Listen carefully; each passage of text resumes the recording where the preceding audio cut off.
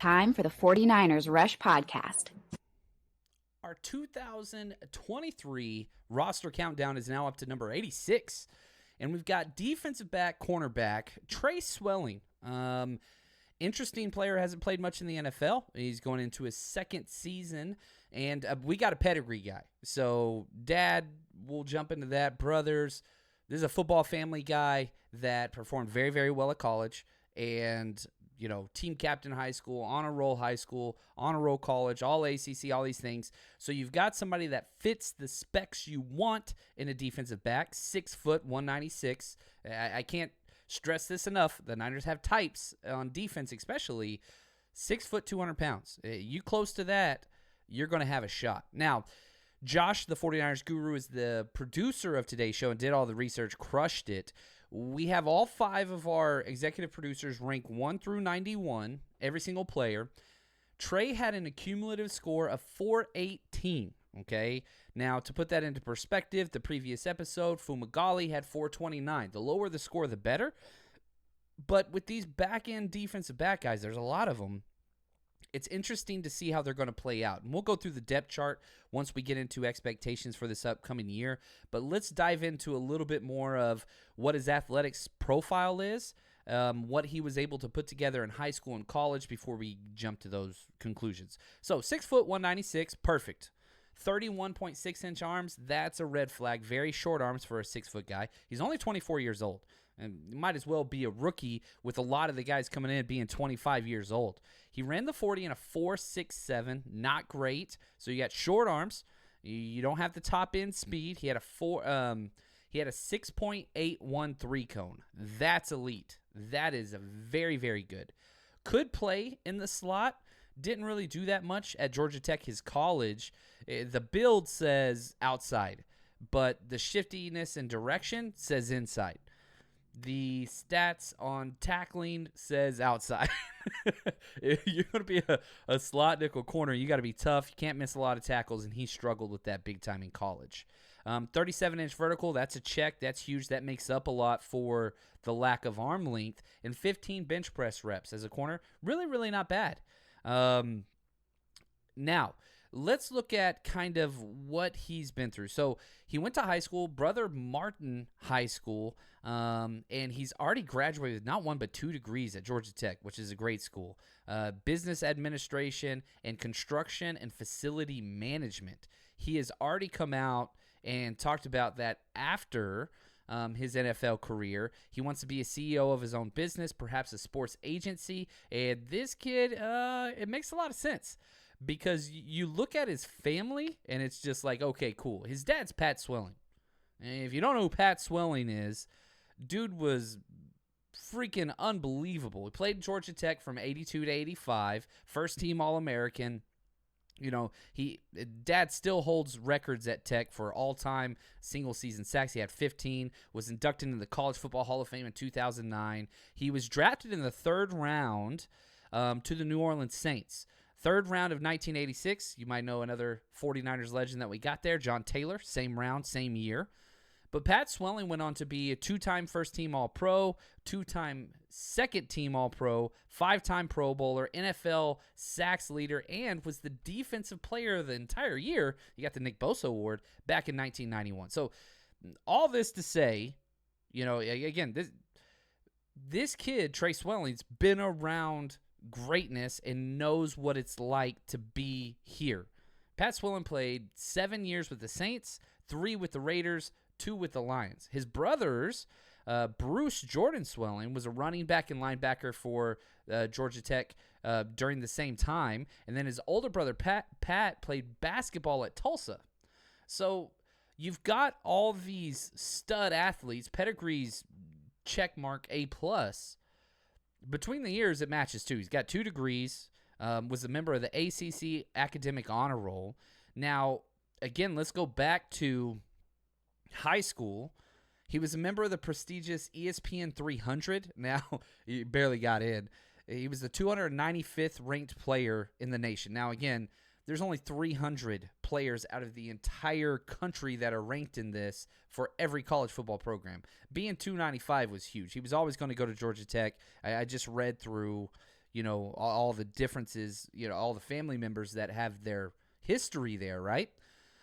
He led his high school to a state semifinals in 2014 and 2016, and then a quarterfinals appearance in 2015, was a 4-year letterman and 3-year captain.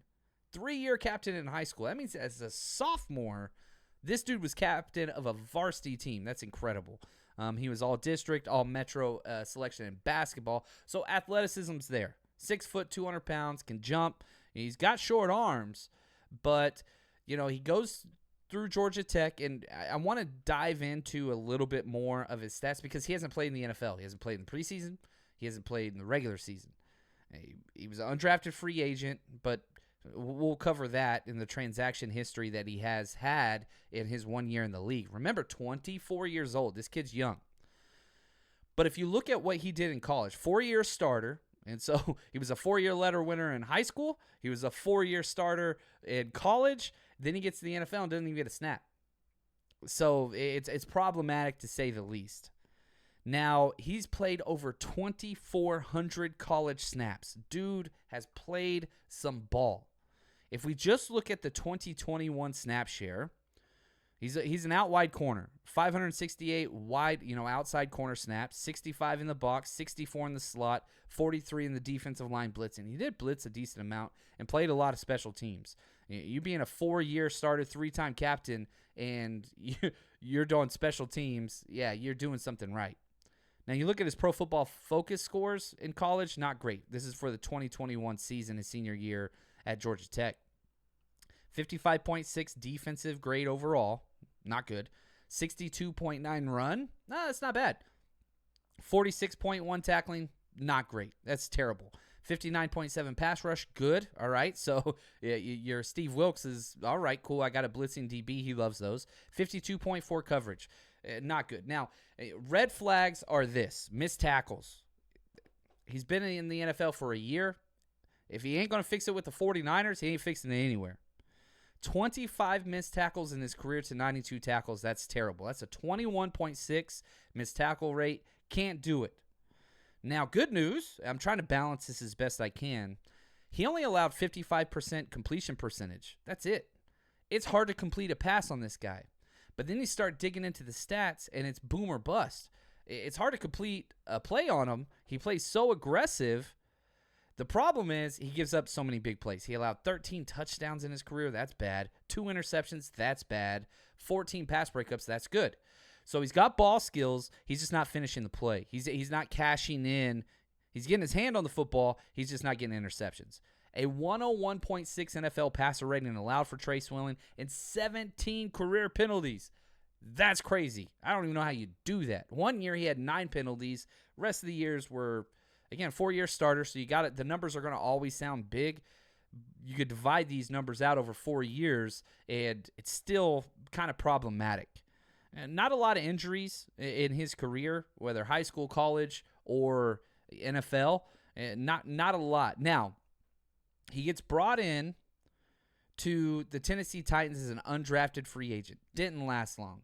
At the last cut, the cut down to 53 last year, he didn't make it. So August 30th, he gets cut from the Titans. But he was there with Vrabel, right, for the entire, training camp, preseason, all that stuff. He just didn't get playing time. Then he gets picked up 2 weeks later by the Saints. Again, dad, right, career Saints, whatever else. Didn't get played. But here's probably the best news that's happened to him. The best news that's happened to him is, they kept him for a long time. Niners brought him in. So he was with the Saints from September 12th. And then eventually the Niners brought him in December 20th. So we signed him to the practice squad. Then we released him December 27th. Then we brought him back. So the two things that stand out to me most, and again, we're this conjecture here, and you're trying to look to find some type of validity. How can this guy, why do the Niners want this guy? Because the film's not there. But they had him in the building, and they brought him back. They had him in the building, and they brought him back. That means one of the coaches, one of the front office guys, liked him, just couldn't crack the depth chart. If you look at the cornerback position last year that we had, outside of Emmanuel Mosley, pretty much everybody stayed relatively healthy, which is crazy to say. And so there was never an opportunity to kind of work yourself up into or whatever else. It just wasn't there. So, and on top of that, Quantrez Knight, I feel like he was the practice squad number 1 guy at the corner position. He's got a broken hand now. And so what's that going to look like? Who knows? So again, 0 NFL snaps, 0 games played in. He did play in 42 college games. So he's got tape. He's got experience playing against top-end talent in college. We just got to see something that's going to happen. Now, if we look at what's Tre Swilling got in the tank this year, what's the prediction? Well, let's look at the outside corner depth chart.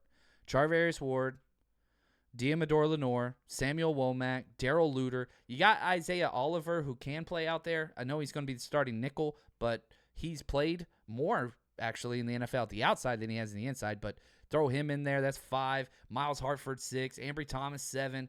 Avery Young, right, 8. Deshaun Jameson with return specialist upside, that's 9.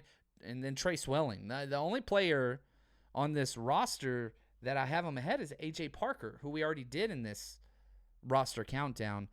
But I'll be honest with you. If I'm looking at the back end of this roster, there's a lot of movement. Avery Young, Deshaun Jameson, Tre Swilling, A.J. Parker. Those 4 guys, they're all in the same tier. And so you could beat out those guys. And let's say Tre Swilling beats out that bottom tier outside corner play, still not making this roster. You've got to leapfrog Ambry Thomas and Miles Hartsfield to have a shot at that. So it's an uphill battle. There's no doubt about that. But he's got certain things. Perfect. 6 foot, 200 pounds. Check. Change of direction. Check. Lots of playing time in young. That's good at the college level. Yeah, keep that in mind. But that's Tre Swilling. And, smart kid, character kid, leader kid, locker room kid. There's a reason why the Niners brought him back after releasing him last year off the practice squad. We just got to see if he can put it together. Thank you, Josh, the executive producer of this show, and number 86, cornerback Tre Swilling. And for us here, we're just going to keep counting them down.